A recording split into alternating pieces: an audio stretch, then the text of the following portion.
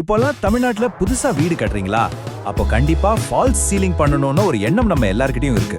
அது ஒரு modern luxury வீடுனா இப்படிதான் இருக்கணும்னு நினைக்கிறோம். ஆனா இந்த லக்ஸுரின்னு நாம நினைக்கிற விஷயத்துக்கு பின்னால நமக்கு தெரியாமலே எவ்வளவு பெரிய பிரச்சனைகள் ஒளிஞ்சிருக்குன்னு எனக்காவது யோசிச்சிருக்கீங்களா? Like, share, and subscribe to Connect and Build. I have already done. Did you guys subscribe? யோசிச்சு பார்த்திருக்கீங்களா? நீங்க ஆசாசியா கட்டின வீட்ல உங்க தலைக்கு மேல இருக்கிற அந்த ஃபால்ஸ் சீலிங் ஒருவேளை உங்களுக்கே தெரியாம வச்ச ஒரு பொறியா இருந்தா எப்படி இருக்கும்? சரி, வாங்க இத பத்தி கொஞ்சம் ஆழமா பார்க்கலாம். முதல்ல இந்த ஃபால்ஸ் சீலிங் ஏன் இவ்ளோ பாப்புலர் ஆச்சு?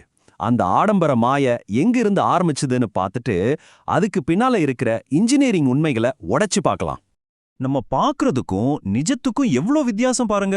ஒரு பக்கம் பார்க்கறதுக்கு ரொம்ப அழகா மாடர்னா இருக்கு. வீட்ல அசிங்கமா தெரியற வயர் எல்லாத்தையும் அழகா மறைச்சு வீட்டுக்கு ஒரு சூப்பரான லுக் கொடுக்குது. இதுதான் நம்ம பார்க்கறது. ஆனா உண்மை என்ன தெரியுமா? அந்த அழகான தோற்றத்துக்கு பின்னால அது பூச்சிகளுக்கும் எலிகளுக்கும் ஒரு சூப்பரான மறைவிடமா மாறுது. ஸ்லாப்ல ஏதாவது டேமேஜ் இருந்தா கூட அது நம்ம கண்ணுக்கு தெரியாம மறைச்சிடுது. எல்லாத்துக்கும் மேல வீட்டுக்குள்ள இருக்கிற சூட்டை வெளியே விடாம அப்படியே புடிச்சு வச்சுக்குது. சும்மா சொல்லல, இந்த பிரச்சனைகளால தான் இப்போ பெரிய பெரிய ஆர்கிடெக்ட்ஸ் எல்லாம் போதும்பா இந்த ஃபால்ஸ் சீலிங்னு சொல்ல ஆரம்பிச்சிட்டாங்க. இது ஒரு புது டிசைன் ட்ரெண்டோட ஆரம்பம்னே சொல்லலாம்.